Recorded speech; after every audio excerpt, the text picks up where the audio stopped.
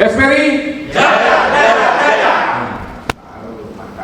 Mantap. Assalamualaikum warahmatullahi wabarakatuh.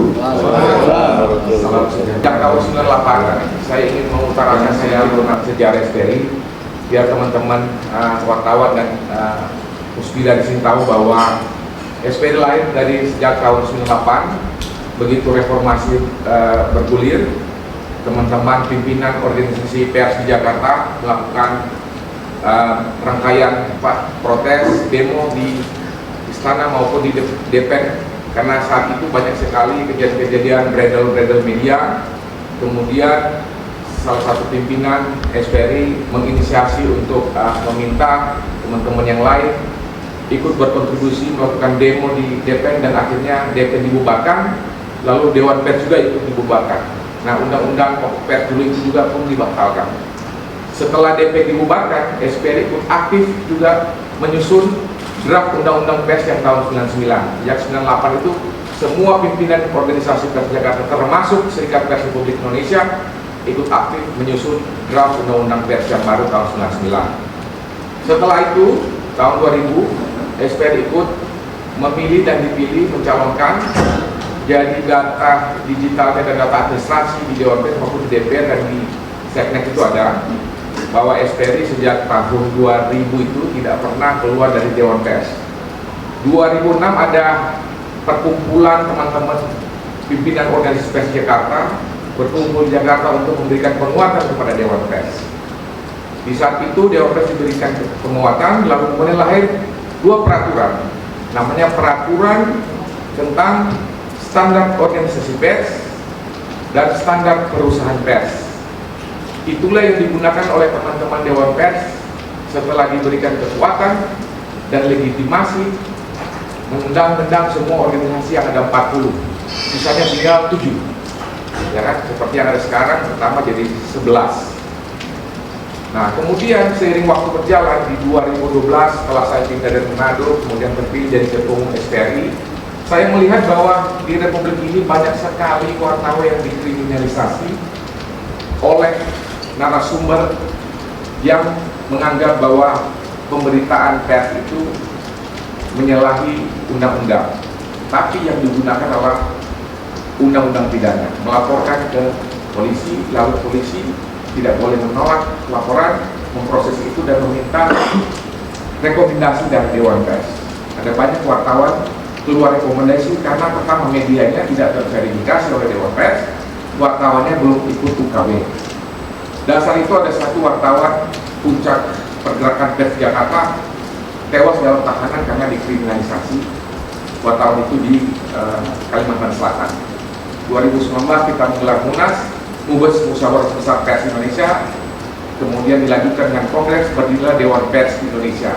Salah satu yang menginisiasi adalah SPRI, dan saya terpilih sebagai ketua Dewan Pers Indonesia dalam tanda petik Dewan Pers tandingan, tapi sebetulnya terusnya itu adalah kami melakukan pergerakan itu untuk mengantisipasi tidak ada lagi kriminalisasi pers. Setelah itu SPRI berpikir bahwa uji kompetensi itu kan domainnya ada pada Badan Nasional Sertifikasi Profesi. Karena ketika profesi pers itu adalah wartawan adalah berprofesi sebagai pers. Nah, profesi itu syarat kaitannya dengan undang-undang ketenagakerjaan. Berarti dia harus tunduk pada undang-undang itu. Kecuali wartawan bukan profesi, maka dia bisa menggunakan undang-undang sendiri. Sepanjang itu profesi, maka seperti Polri, KPK, yang punya undang-undang lex spesialis pun tetap ada namanya LSP Polri dan LSP KPK. Ketika berkaitan dengan kompetensi, keahlian dan kemampuan, maka LSP itu dibentuk, kemudian ada standar kompetensinya. SPRI mendirikan LSP itu sangat sulit, harus ada standar kompetensi. Sementara pers itu belum ada standar kompetensi yang diakui negara, maka SPRI menyusun namanya standar kompetensi kerja khusus berbasis KKRI yang ditetapkan oleh undang-undang. Setelah kita registrasi di Kemenaker selama setahun bolak-balik, disahkanlah standar kompetensi kita dan berlaku. Dasar itulah kita bawa itu ke BNSP sebagai salah satu syarat untuk mendapatkan lisensi. Setelah tahun 2021 kita lisensi, tempat pertama di Batam. Pelaksanaan sertifikasi kompetensi wartawan perdana di Indonesia yang resmi oleh BNSP kita lakukan di Uniba, Pak. Itu tahun 2 tahun lalu. Pak Kasih hadir waktu itu, ya kan, Pak Igor, dan saya mendapat informasi bahwa support dari pemerintah kota, terutama dari Batam, luar biasa. Terima kasih ya Pak. Salam hormat kepada teman-teman dari Kejari juga, dari Pemkot apalagi, dan dari beberapa stakeholder teman-teman di sini. Pada intinya bahwa SPR ini sudah meletakkan dasar kita mengikuti aturan perundang-undangan. Kalau ada singgungan-singgungan di luar sana mengatakan ketidakberlakuan sertifikat berlogo Garuda yang diterbitkan oleh pemerintah dalam hal ini BNSP, kita kembali kepada apa tujuan sertifikat kompetensi diterbitkan oleh negara. Itu tandanya negara mengakui kemampuan, keahlian sebuah atau individu dalam profesinya, profesi apapun itu, dengan sertifikat kompetensi yang berlogo burung Garuda Pancasila. Itu sah.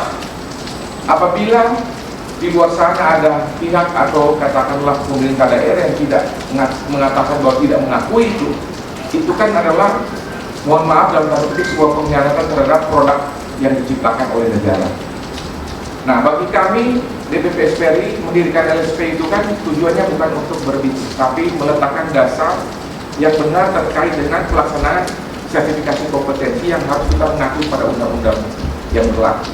Kalau sekarang misalnya di Dewan Pers yang mendirikan LSP hanya dengan berkas satu surat menunjuk LSP, itu sebuah pelanggaran yang tidak ada satupun organisasi di Indonesia ini atau lembaga hukum yang berani menegur, karena terlalu super body, karena di backup oleh kekuatan media nasional. Tapi itulah kondisi yang terjadi di Republik ini. Satu-satunya lembaga penguji atau sebuah lembaga yang diterbitkan oleh lembaga independen, tapi dia berlaku. Bahkan Presiden mendukung itu, dan bagi kami itu hal yang mungkin Presiden tidak terinformasi secara jelas bahwa pelaksanaan uji kompetensi dilakukan oleh Dewan Pers dan para konstituennya itu, mohon maaf bisa saya katakan liar, karena tidak ada dasar hukumnya. Saya sebagai Ketua Umum sempat melakukan uji materi di MK. Mahkamah Konstitusi di situ menghadirkan Presiden sebagai pihak terkait, memberikan pernyataan tanggapan terkait uji materi. Beliau dengan tegas mengatakan bahwa Dewan Pers fungsinya sebagai fasilitator, bukan regulator, karena pasal 15 huruf F ayat 2 itu huruf F memfasilitasi organisasi, itu artinya memberi fasilitas kepada organisasi, dan organisasi yang memiliki domain untuk membuat peraturan. Itu yang kami lakukan di Jakarta. Sampai hari ini tetap berusaha melakukan kegiatan-kegiatan dalam rangka peningkatan kualitas. Nah, terkait dengan pelaksanaan sertifikasi ini bagian daripada program utama di DPP untuk pemberdayaan media dan peningkatan kualitas terhadap profesi wartawan. Kami aktif melakukan pelatihan pers kepada teman-teman di daerah maupun yang ada di Jakarta. Setelah pelatihan, kemudian kita melakukan sertifikasi.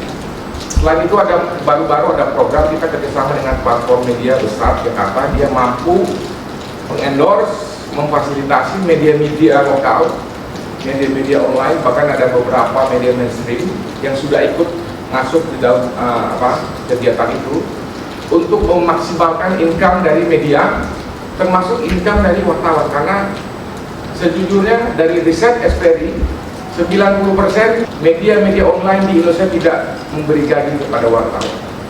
Nah, sekarang ini SPRI punya solusi begitu.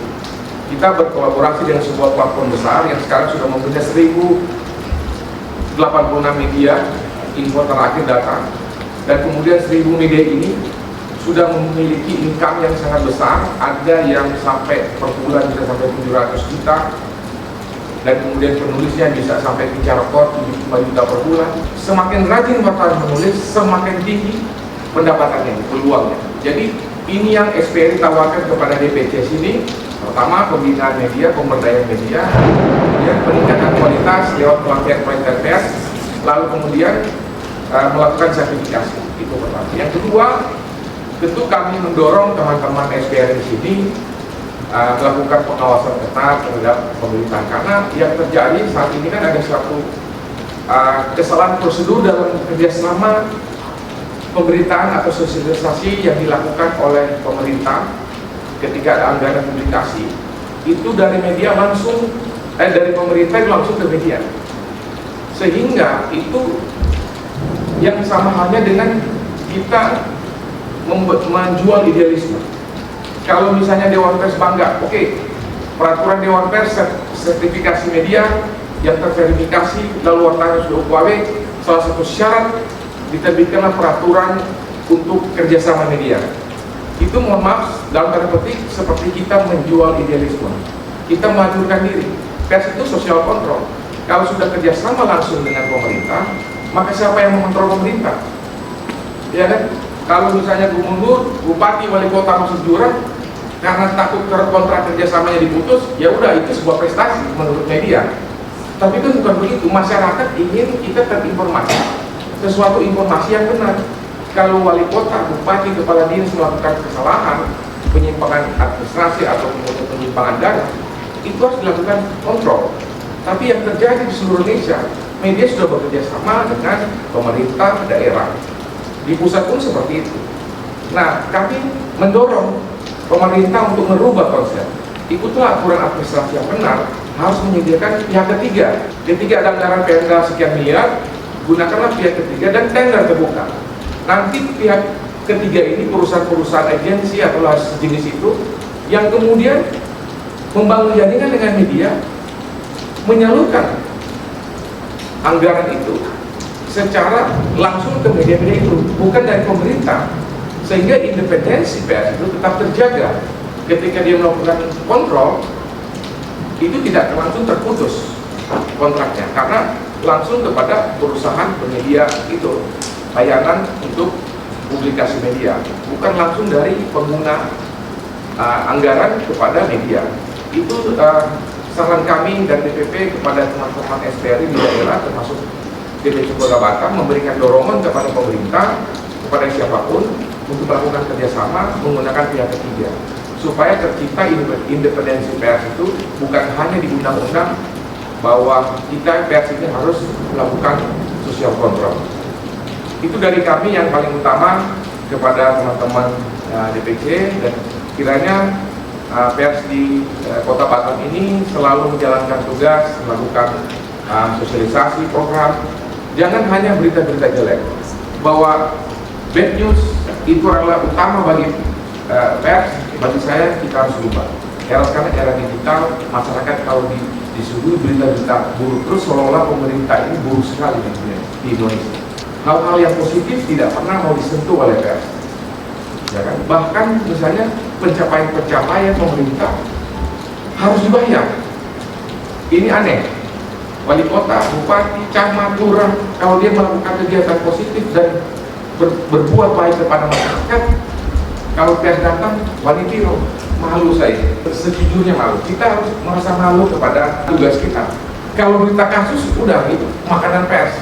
Karena dia malas konfirmasi, pura-pura lewat di kantor situ, foto bahwa dia ada di depan situ, lalu diisi dalamnya waktu beri konfirmasi kepala dinas yang nggak ada, atau misalnya wali kota yang nggak ada, tidak mau kasih keterangan, padahal dia hanya lewat saja. Dia maaf, yang penting kasus ini naik dulu karena pesan sponsor. Nah, itu yang harus dihindari teman-teman wartawan, bahwa kita harus balance. Kemampuan dedikasi pemerintah yang baik bagi masyarakat itu harus terpublikasi ke masyarakat tahu. Oh ya, camat gue ini dia bekerja, ya kan? Buktinya mana? Oh ini lurah sampai dengan kepala dinas dan kemudian bupati, gubernur, semua tahu dia sedang bekerja.